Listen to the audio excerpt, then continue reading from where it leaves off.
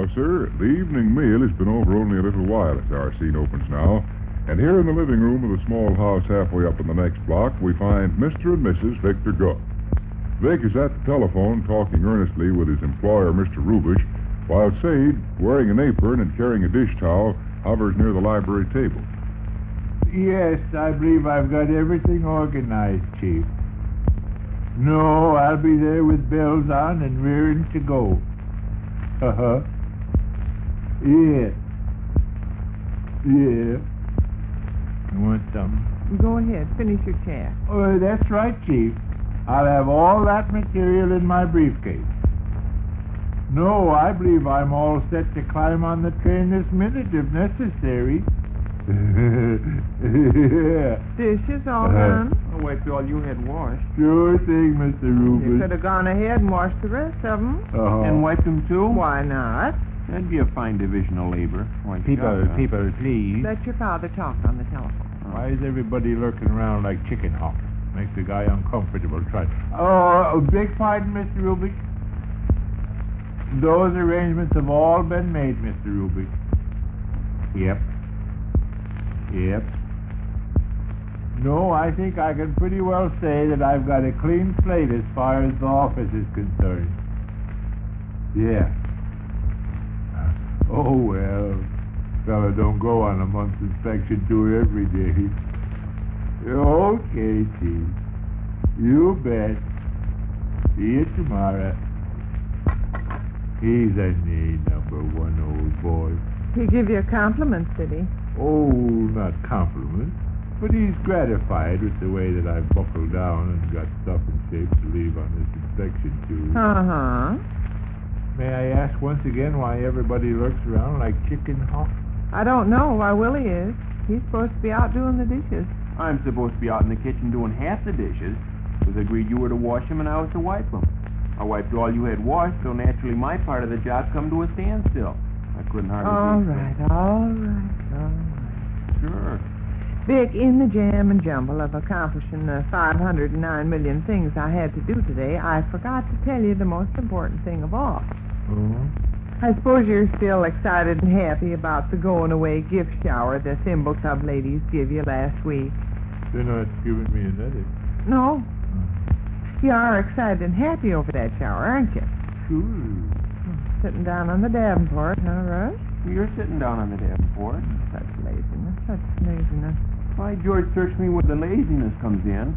If you and another individual took a job digging a hole with a pick and shovel, and the other individual laid down his shovel and told you to go ahead and dig the hole by yourself, wouldn't you scream like a panther and throw your shoes over the People's Bank building?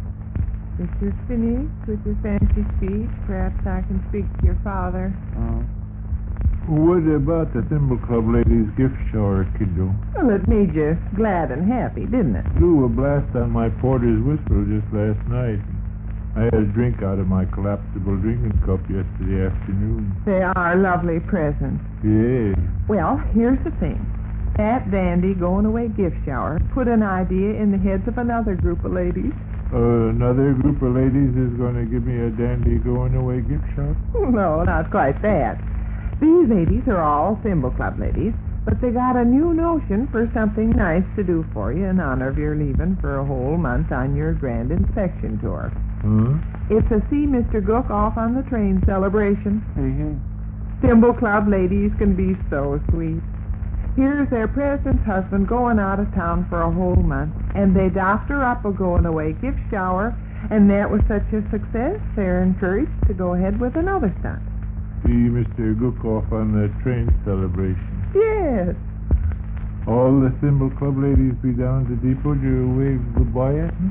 Oh, not all of them, I don't imagine. Well, here's what happened. Slipped my mind up until 5 minutes ago. I received a telephone call early this afternoon. It was May Brandeis. You remember her, don't you? I believe I met her. Sure, in the lobby of the Bijou the other evening. She admired your necktie. Oh. My necktie she admired. Was it?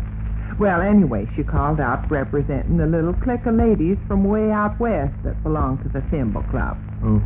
There's 4 of them. They all come from way out west originally, so they got that bond between them. May Brandeis, Barbara Bushwell, Cad Kendi, and Ellen Conant. All sweet girls. Well, they were so enthusiastic over the success of your going-away gift shower, they put their heads together and doctored up this new stunt. See Mr. Gook off on the train celebration, huh? Yes.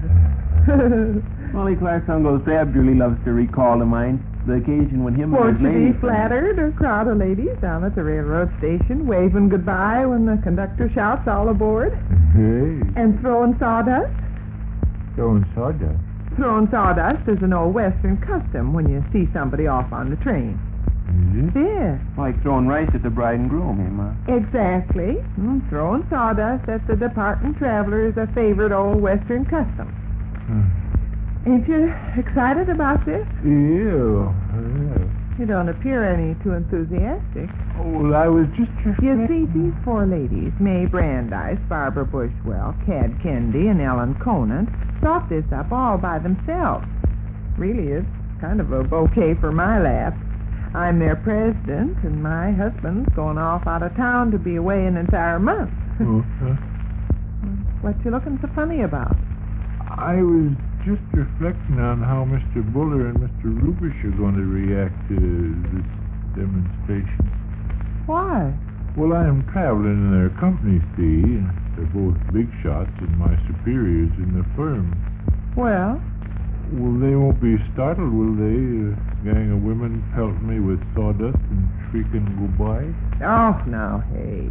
The chief, Mr. Rubish, is a very modest, unassuming man. He hates anything on the showy side. I doubt if he'd fancy the idea of getting covered with sawdust. Well, they'll be throwing the sawdust at you. Well, some's liable to get on him, though, ain't it? Oh, yes.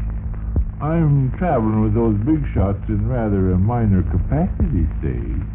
I'm more of a confidential secretary than anything else. I'm wondering if it'd sit just right with Mr. Rubish. A gang of women pelting me with sawdust and otherwise creating a disturbance when two Well, if executives... that's not the bullet that choked Billy Tatter. Mr. Rubish and Mr. Buller might get the impression you just got married, Gov, and your bride is hiding in the vestibule. These lovely, lovely ladies want to pay you about as nice a compliment as a Well, I person... appreciate their thoughtfulness. Don't think for a minute I don't appreciate their thoughtfulness. Why, see Mr. Gook off on the train celebration is about as pretty a gesture as I've ever heard of. Okay. But Mr. Buller and Mr. Rubish, I'm afraid they wouldn't understand, especially Mr. Rubish. Why, he even tried to discourage a bunch of girls from the office coming down to the railroad station. Yeah? Protested like a horse.